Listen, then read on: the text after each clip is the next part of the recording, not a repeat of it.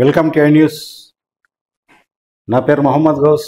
మీరు చూస్తున్నది I news Guntakal. ఈరోజు మన స్టూడియోలో మన దగ్గర హ్యూమన్ రైట్స్ ఇంటర్నేషనల్ ఫెడరేషన్లో గుంటకల్కు సంబంధించిన ఉస్మాన్ నా ఎదురుగా ఉన్నారు. ఉస్మాన్ గారు గతంలో మజ్లిస్ ఇత్తెహాదుల్ ముస్లిమీన్ పార్టీలో కూడా పనిచేశారు. ప్రస్తుతం వచ్చి హ్యూమన్ రైట్స్లో పనిచేస్తున్నారు. అలాగే నీతి ఆయోగ్లో కూడా ఈయన సభ్యులు. ఉస్మాన్ గారు నమస్తే sir. Sir good morning sir.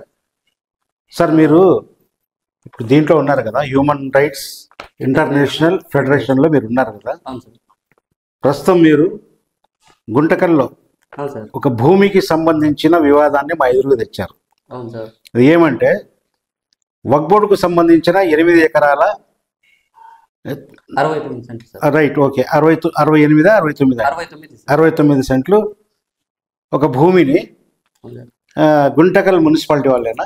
Guntakal municipality కదా సార్, రెవెన్యూ డిపార్ట్మెంట్ వాళ్ళు ఆక్రమించుకొని అక్కడ ఏం చేశారో చెప్పండి. మీరు ఇది ఉండండి, నాతో చెప్పండి సార్. ఏమైందంటే వక్ఫ్ బోర్డుకి సంబంధించిన 8 ఎకరాల 69 సెంట్ల భూమి ఉంది సార్. ఆ భూమిని రెవెన్యూ డిపార్ట్మెంట్ వాళ్ళు ఎటువంటి నష్టపరిహారం చెల్లించకుండా యాక్వైర్ చేసుకున్నారని చెప్పి మాకు తెలిసింది సార్. తెలియడంతో మేము కలెక్టర్ గారికి కూడా కంప్లైంట్ ఇవ్వడం జరిగింది సార్. Right, okay.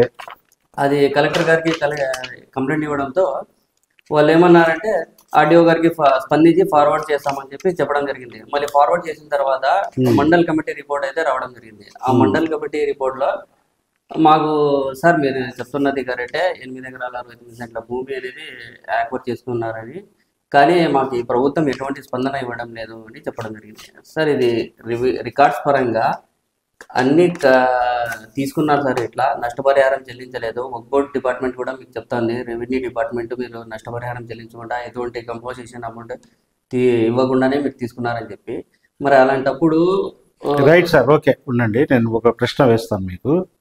ఇప్పుడు వక్ఫ్ బోర్డు భూములు స్వాధీనం చేసుకోవాలంటే పట్టణం నుండి ఏదైనా ఒక సంస్థకు ఇంటిమేషన్ ఇవ్వాలి. అవును సార్. ఉదాహరణకు ఒక విషయం మీకు చెప్తాను చిన్నగా. సరే. ఈ ఆర్డీఓ ఆఫీస్ ఉంది, తెలుసు కదా మీకు? అవును సార్. ఆర్డీఓ ఆఫీస్ వచ్చి ఈ ముస్లిం జూనియర్ కాలేజ్ ఉందా, ఇప్పుడు ఇంకా స్టార్ట్ అవ్వలేదు, నెక్స్ట్ ఇయర్ స్టార్ట్ అవుతుంది. ఆ జూనియర్ కాలేజ్కు సంబంధించిన బాయ్స్కు హాస్టల్ అది. అవును సార్. దాన్ని ప్రభుత్వం పరం చేసుకోవాలంటే వాళ్ళు ఏం చేశారంటే స్థానిక అంజుమన్ని అడిగారు. అవును సార్. అంజుమన్ లేదో అనుమతి ఇస్తే వాళ్ళు ఏదో అక్కడ ఓపెన్ చేసుకున్నారు. సరే, ఇప్పుడు మీ ల్యాండ్ ఉంది ఇక్కడ. అవును సార్. మీ ల్యాండ్ తీసుకోవడానికి అంటే వక్ఫ్ బోర్డు మీది కాదు, సారీ, వక్ఫ్ బోర్డు ప్రాపర్టీ ఉంది. దాన్ని వాళ్ళు హ్యాండ్ ఓవర్ చేసుకోవడానికి ముందు ఎవరికైనా సంప్రదించారా? అదే కదా సార్ నేను అడుగుతాండేది. నేను మున్సిపాలిటీ వాళ్ళకి కంప్లైంట్ కూడా ఇవ్వడం జరిగింది సార్. అక్కడ 8 ఎకరాల 69 సెంట్ల భూమి ఉంది, మీరు రిజర్వేర్ కోసం అని చెప్పి 430 ఎకరాల భూమి మీరు సేకరించారు. అందులో 8 ఎకరాల 69 సెంట్ల భూమి వక్ఫ్ బోర్డుకి సంబంధించిన భూమి ఉంది, ముస్లిం మైనారిటీ సమాజానికి. దాన్ని మినహాయించి మీరు ఏమైనా కంపౌండ్ వాళ్ళు ఏమైనా కట్టుకోండి అని చెప్పి గతంలో కూడా చెప్పడం జరిగింది. వాళ్ళు దానికి ఎండోమెంట్ రిపోర్ట్ కూడా ఇవ్వడం జరిగింది. వాళ్ళు ఏమన్నారంటే అవును సార్, 8 ఎకరాల 69 సెంట్ల భూమి వక్ఫ్ బోర్డుకి సంబంధించిన భూమే, మేము యాక్వైర్ చేసుకున్నాము అని చెప్పి వాళ్ళే స్వయంగా ఇవ్వడం జరిగింది. వాళ్ళ రిపోర్ట్ ఉంది, చూడండి. రైట్ సార్, ఓకే అండి. ఇప్పుడు మీరు ఫస్ట్ కలెక్టర్ గారికి అప్పీల్ చేశారు. అవును సార్. కలెక్టర్ గారు వచ్చి ఆర్డీఓ గారికి రెఫర్ చేశారు. అవును సార్. ఆర్డీఓ గారు ఎంఆర్ఓ గారికి రెఫర్ చేశారు. అవును సార్. అవన్నీ ఇక్కడ ఉన్నాయి. రైట్, ఓకే, అన్ని రికార్డెడ్ ఉన్నాయి. అవును. అదో ఇక్కడ మీకు ఎంఆర్ ఆఫీస్ నుంచి వచ్చిండేది కూడా ఇక్కడ ఉంది, మీకు పేపర్స్ ఇక్కడ ఉన్నాయి, మీరు సరైన సాక్ష్యాధారాలతో ఉన్నారు. అవును సార్. రైట్. ఇప్పుడు వీళ్ళేమంటున్నారంటే ఇక్కడ ఈ ఎంఆర్ఓ గారు ఏమి ఇచ్చారంటే రిపోర్ట్ ఇక్కడ ఉందండి, క్లోజ్డ్ అంటున్నారు. అదే సార్, స్పందన క్లోజ్ అంటారు. అదే ఫైల్ క్లోజ్డ్ అంటున్నారు. ఫైల్ క్లోజ్డ్ అంటే అర్థం ఏముంది? అదే సార్ నాకు అర్థం కాదు. Right, okay. దీని మీద మీరు గుంటకల్లో ఏదైనా కమిటీ వాళ్ళకి కానీ ఎవరికైనా మాట్లాడారా? సార్ చాలా మందికి చెప్పాను సార్. చాలా మంది కంటే ఎవరికి సార్? చాలా సంస్థలు ఉన్నాయి కదా సార్. అదే చెప్పండి, ఫలానా వాళ్ళు చెప్పండి డైరెక్ట్ గా, వాళ్ళు చూస్తుంటారు వాళ్ళు కూడా. దీని విషయంపై జనజాగరణ కమిటీ వాళ్ళకి కూడా తెలుసు. ఇదే విషయంపై ఎంఐఎం పార్టీ తరఫున కూడా ఒకసారి పోరాడినాం.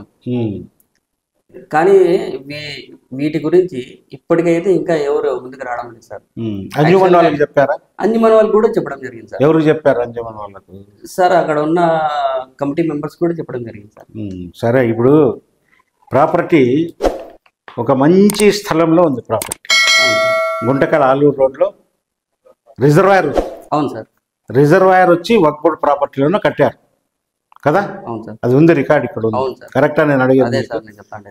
సమ్ 4 ఎకరాల పైన ఏదో వాళ్ళు ఆక్రమించుకొని రిజర్వాయర్ కట్టారు కదా, 4 ఎకరాల అనేది మనకి ఇంకా ఐడియా లేదు. ఐడియా లేదు. కానీ మొత్తం అయితే 8 ఎకరాల 69 సెంట్ల భూమి మాత్రం మొత్తం వాళ్ళు తీసుకున్నారని చెప్పి మాత్రం రికార్డ్ పరంగా అయితే ఉంది. అయితే ఉంది, ఆ మొత్తం భూమి తీసుకున్నారు. మొత్తం భూమి. రిజర్వాయర్ పోను మిగతా దాంట్లో మీరు కాంపౌండ్ వాళ్ళు వేసుకుని చెప్పారు వాళ్ళు. అవును సార్. ఉందా అది రికార్డు ఉందా?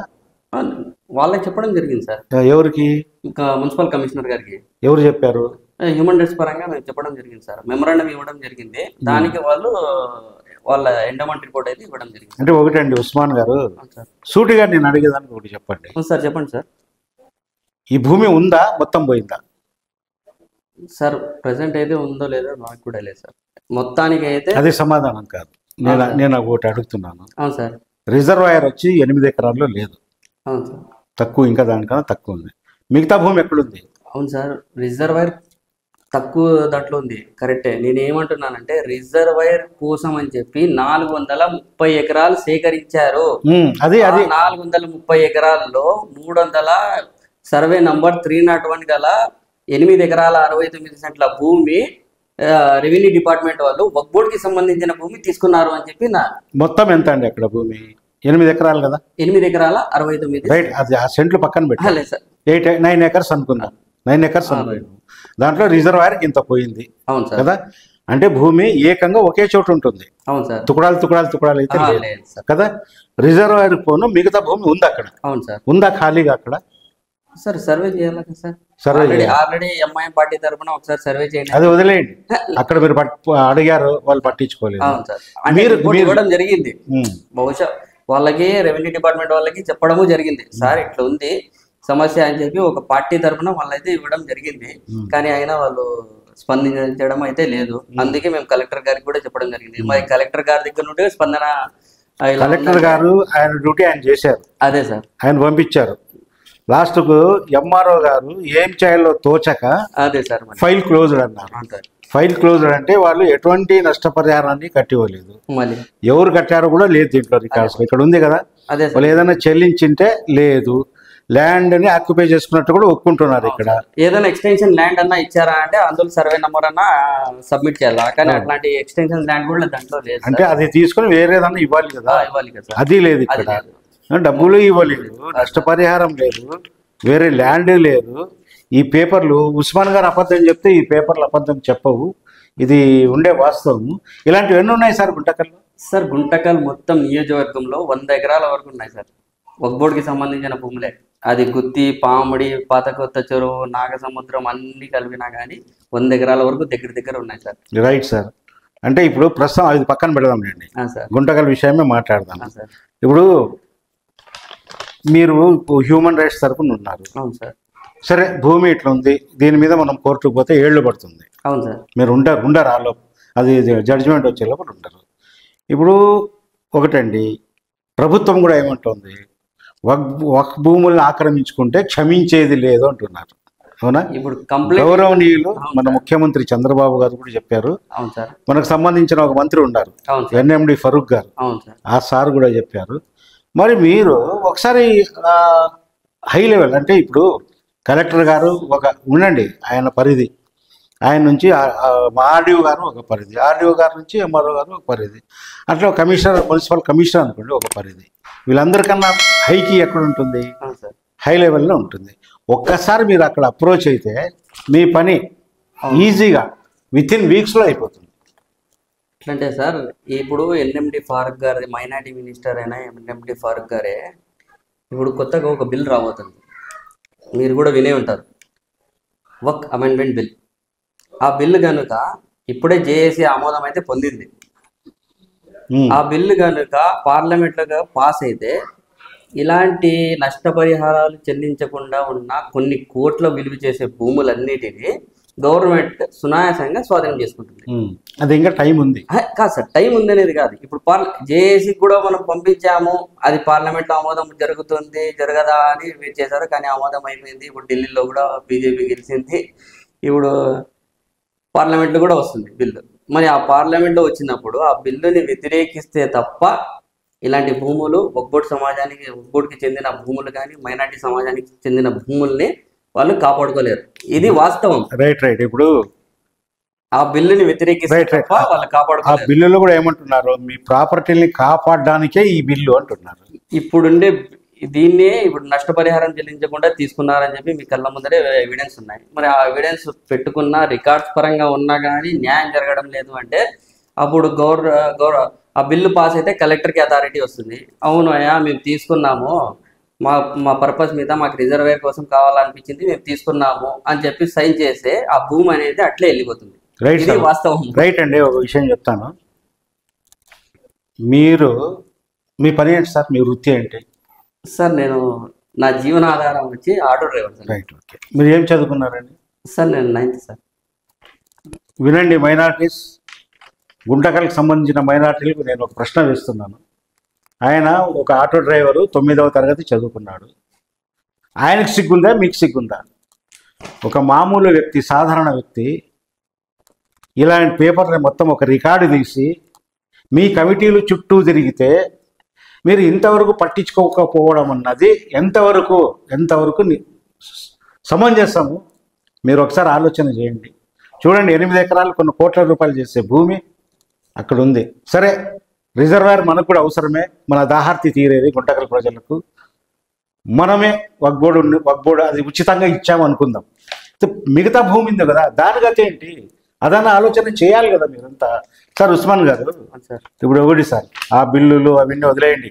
ఆ ఢిల్లీలో బీజేపీ మనకు అవసరం లేదని, మన ఊరి విషయం కాబట్టి మనం మాట్లాడదాం, గుంటకల్ విషయం కాబట్టి మనం మాట్లాడదాం. Right sir. ఇప్పుడు ఉస్మాన్ గారు, నేను అదే అడిగేది ఏమంటే, ఇప్పుడు మీకు హ్యూమన్ రైట్స్ కమిటీ అని మీ చేతుల్లో ఏదో ఒకటి ఉంది. మీరు ఇంతమందిని అడిగారు. ఫర్దర్ ఇప్పుడు ఏం చేయాలని ఉంది చెప్పండి. దీని మీద ఏం చేద్దామంటారు? ఏం చేయాలనుకున్నారు? సార్ మేమైతే దీనిపైన కమిషన్ వేయండి అని చెప్పి హై కమిషన్ కూడా పంపిస్తాం సార్. ఎక్కడికి? మా ఆఫీస్కి పంపిస్తాం సార్. పంపించి మేము నీతి ఆయోగ్ సభ్యత్వం కూడా ఉంది సార్ మా సంస్థకి. కంపల్సరీ దీనిపైన హై కమిషన్ వేపిస్తాం సార్. ఇదైతే జరుగుతుంది. దీనిపైన న్యాయం అయితే జరగకపోతే కంపల్సరీ హై కమిషన్కి అయితే పంపిస్తాం. ఊళ్ళు గడిచిపోతాయి మీ కమిషన్లు, కమిటీలు. సార్ భారతదేశంలో వినండి సార్, ఏదైనా ఒక సమస్య మీద తప్పించుకోవాలంటే ప్రభుత్వం కానీ, కేంద్ర ప్రభుత్వం కానీ, రాష్ట్ర ప్రభుత్వం ఏం చేస్తుంది తెలుసా? కమిటీ వేస్తున్నాము విచారణకు అంటారు. అదే మీరు అంటా ఉండేది. సో సార్ అది ముస్లిం సమాజంలో వాళ్ళకి చైతన్యం వస్తే తప్ప వాళ్ళు ఏం తీసుకోవడం లేదు సార్. ఎందుకంటే వాళ్ళకు కోట్ల విలువ చేసే ఆస్తులున్నా వాళ్ళకి ఎలా ఉపయోగించాలో అన్న ఉద్దేశం వాళ్ళకైతే లేదు. ఎలా కాపాడుకోవాలన్న ఉద్దేశం వాళ్ళకు ఉండాలి సార్. మా వరకు మేము ఒక సంస్థ మేము పోరాడుతున్నాము, అయ్యా మీకు ఇట్లా న్యాయం చేయండి, వీళ్ళకి ఇట్లా అన్యాయం అయితే జరిగింది అని చెప్పి. మరి అలాంటప్పుడు వాళ్ళు స్పందించాల్సిన వాళ్ళు స్పందించాలి సార్. Right sir. ఓకే. మా వరకు మేము అయితే మా డ్యూటీ అయితే మేము చేస్తున్నాము. ఇది సమస్య. ఉస్మాన్ అనే మన ఒక మైనారిటీ సోదరుడు, ముస్లిం సమాజానికి చెందిన ఒక సోదరుడు కోట్ల రూపాయలు విలువ చేసే భూమి యొక్క పేపర్లతో సహా, సాక్ష్యాలతో సహా వక్బోర్డ్ ఆస్తిని తీసుకుని మన ముందుకు వచ్చాడు. దురదృష్టవశాత్తు ఇది జరిగి కూడా రిజర్వాయర్ కట్టబడి కూడా నా అంచనా ప్రకారం 30 ఏళ్ళు దాటిపోయాయి. సో అప్పట్లోనే ఆ భూమిని తీసుకున్నారు.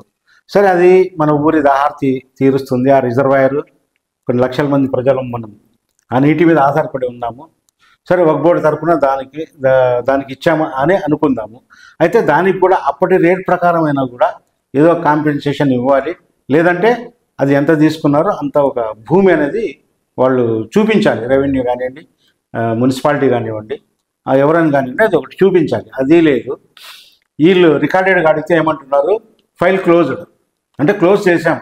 వీళ్ళని డైరెక్ట్గా అడుగుతున్నారు, ఇక్కడ మీరు ఏమైనా కాంపెన్సేషన్ ఇచ్చారంటే లేదు అంటున్నారు. మరి అది కూడా ఏదైనా భూమి ఇచ్చారంటే లేదు అంటున్నారు. మరి ఏం చేశారంటే ఫైల్ క్లోజ్ చేశాం. చూడండి, ఎంఆర్ఓ గారు క్లియర్ కట్గా ఇచ్చారు, ఫైల్ క్లోజ్. ఎవరికైనా ఇచ్చామా? లేదు. మరి క్లోజ్ చేసే దాని అర్థం ఏముంది? వాళ్ళు తీసుకున్నారనే రికార్డెడ్స్ ఉన్నాయి, వాళ్ళు కూడా ఒప్పుకుంటున్నారు. కాబట్టి ఈ విషయం మీద ఒకసారి అందరూ పునరాలోచన చేయాలని. ఉస్మాన్ గారు, అలాగే సార్, అక్కడ మీరు ఈ విషయాల మీద పోరాడుతున్నారు కాబట్టి ఒక చిన్న విషయం మీకు చెప్పదలుచుకున్నాను. పోర్టర్ లైన్ సంబంధించి ఒక శ్మశాన వాటిక ఉంది, చూసారా? అవును సార్, చూసారా? చూశాను సార్. కేవలం గ్రౌండ్ లెవెల్లో మట్టి వేసి దాన్ని ఆపేశారు. అవును సార్, దానికి ఫెన్సింగ్ కూడా లేదు సార్. ఏమీ లేదు, ఊరికే గ్రౌండ్ లెవెల్లో అవును సార్. ఒక 25-20 లక్షల బిల్లు చేసుకుని దాన్ని ఒక ప్రముఖుడు, పేర్లొద్దు, అవును సార్. ఒక ప్రముఖుడు బిల్లు చేసుకుని దాన్ని వదిలేశాడు. అంటే ఎంత మన వాళ్ళకు, మీ మైనార్టీస్కు సార్ ఎంత ఇది ఉంది, పట్టుదల, ఏదన్నా ఒకటి చేయాలని ఎంత పట్టుదల ఉందో అనేది అర్థమైపోతా ఉంది. ఇప్పుడు వాళ్ళ అధికారంలో ఉన్నప్పుడు గ్రౌండ్ లెవెల్లో ఒక 20 లక్షలు బిల్ చేసుకున్నాడు, మట్టి వేసాడు ఆయన, అంతే, వెళ్ళిపోయాడు. అయితే మాజీ కౌన్సిలర్ ఒక ఆయన అహ్మద్ బాషా, వాళ్ళ తల్లి పేరు మీద అక్కడ ఆయన ఇది బోర్ వేయించారు కదా, వేశారు కదా. అంటే ఒక నీటి సౌకర్యం ఆల్రెడీ అక్కడ వచ్చేసింది. ఇప్పుడు అది ఒక కాంపౌండ్ వాళ్ళు కట్టుకోవాలి అక్కడ. ఇవన్నీ ఒకసారి మీరు స్థానిక ఎమ్మెల్యే గారి దృష్టికి తీసుకొని పోతే బాగుంటుందండి సార్. కంపల్సరీ తీసుకొని పోతాం సార్. మాకి తెలిసి మేము దాని గురించి అయితే ఇన్ఫర్మేషన్ అయితే మేము తీసుకున్నాం సార్. యాక్చువల్గా దాని గురించి అయితే 6 కోట్లు పెట్టి ఆ స్థలాన్ని కొన్నాము అని చెప్పి అప్పట్లో లేదు సార్ ఆయన చెప్పడము జరిగింది.